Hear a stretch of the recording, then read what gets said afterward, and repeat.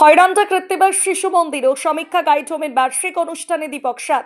শিবরাত্রির সন্ধ্যায় খয়রান্তা কৃত্তিবাস শিশু মন্দির ও সমীক্ষা গাইড হোমের বার্ষিক ক্রীড়া সংস্কৃতি প্রতিযোগিতা পুরস্কার বিতরণী অনুষ্ঠান ঘিরে উৎসব উদ্দীপনা তুঙ্গে।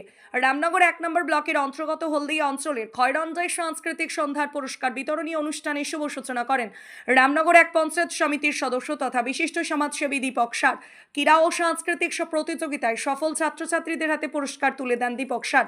প্রতি বছরের ন্যায় খয়রান্তা কৃত্তিবাস শিশু মন্দির ও সমীক্ষা গাইড হোম এই বার্ষিক অনুষ্ঠানের আয়োজন করে থাকে। 14-15 ফেব্রুয়ারি দুদিন ধরে অনুষ্ঠান হয়। বিদ্যালয়ের নবাগত ছাত্রছাত্রীদের নবীন বরণ ও সাথে অন্ন মহোৎসবের আয়োজন করা হয়। এই অনুষ্ঠানে উপস্থিত থেকে রামনগর 1 পঞ্চায়েত সমিতির সদস্য দীপক সার ছাত্রছাত্রীদের বিশেষ বার্তা দেন। আজকে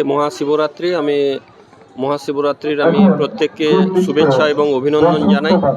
খয়রান্তা কৃত্তিবাস শিশু মন্দির ও সমীক্ষা গাইড হোমের বার্ষিক ক্রীড়া ও সাংস্কৃতিক প্রতিযোগিতা ও পুরস্কার বিতরণ, অন্ন মহোৎসব এবং সাংস্কৃতিক অনুষ্ঠান 2K26 আজকের এই স্বর্ণালী সন্ধ্যায় আমি ধন্যবাদ এবং কৃতজ্ঞতা জানাবো স্কুলের প্রধান শিক্ষক মাননীয় অজিত কুমার বেরা মহোদয় এবং সমস্ত শিক্ষক শিক্ষিকা, আমাদের অভিভাবক অভিভাবিকা এবং স্নেহের ছাত্রছাত্রী এলাকাবাসী প্রত্যেককেই শ্রদ্ধা শুভেচ্ছা অভিনন্দন জানাবো।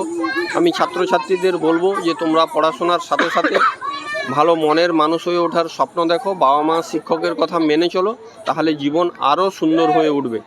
বর্তমান সমাজে আমাদের 20-25 বছর আগে মোবাইল ছিল না, তখন সবাই খেলার মধ্যে থাকতো, সাংস্কৃতিক চর্চার মধ্যে থাকতো, পড়াশোনা করতো। কিন্তু দেখবেন যে বর্তমান দিনে এই যুব সমাজ অবসর সময়টা মোবাইলেই কাটান। তাদেরকে খেলার মাঠের মধ্যে ফিরিয়ে আনার জন্য বিভিন্ন শিক্ষা প্রতিষ্ঠান, স্বেচ্ছাসেবী সংস্থা, ক্লাব তারা উদ্যোগ নিচ্ছেন।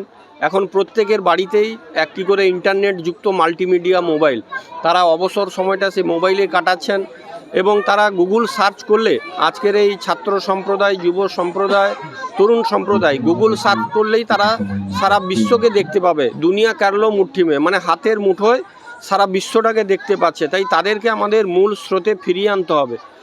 6 মাস আগে আমরা দেখলাম যে একটি প্রতিবেদন দিয়েছেন লন্ডনের একজন সাহিত্যিক, যে প্রায় 20-25 বছর পরে আমাদের এই ছাত্রছাত্রীরা তারা বইটাকেই ভুলে যাবেন।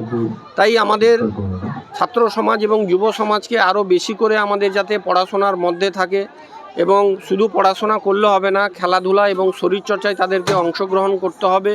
তাহলে তাদের শরীরও ভালো থাকবে, মন ভালো থাকবে এবং এই স্কুলের অনুষ্ঠানের মধ্য দিয়ে এখান থেকে বহু নতুন নতুন প্রতিভা উঠে আসবে। এই সাংস্কৃতিক চর্চা এবং ক্রীড়া প্রতিযোগিতার মধ্য দিয়ে তারা আগামী দিনে আরও বেশি করে তারা বাবা মার নাম যেমন উজ্জ্বল করবে, সাথে সাথে শিক্ষক শিক্ষিকা এবং আমাদের জেলা এবং রাজ্যের নামও উজ্জ্বল করবে। তাই আগামীর ভবিষ্যৎ এই ছাত্রছাত্রী যারা দেশ গড়ার কারিগর, যাদের দিকে দেশ সমাজ জাতি তাকিয়ে আছে, তাদের আমাদের প্রত্যেকের নৈতিক দায়িত্ব তাদেরকে আমাদের সকলকে এগিয়ে নিয়ে যাওয়া। বিদ্যালয়ের প্রধান শিক্ষক অজিত কুমার বেরা অনুষ্ঠান সঞ্চালনার সাথে সাথে অনুষ্ঠানের সার্বিক বিষয় তুলে ধরেন। বিদ্যালয়ের ছাত্রছাত্রী, অভিভাবক অভিভাবিকাদের বিশেষ বার্তা দেন।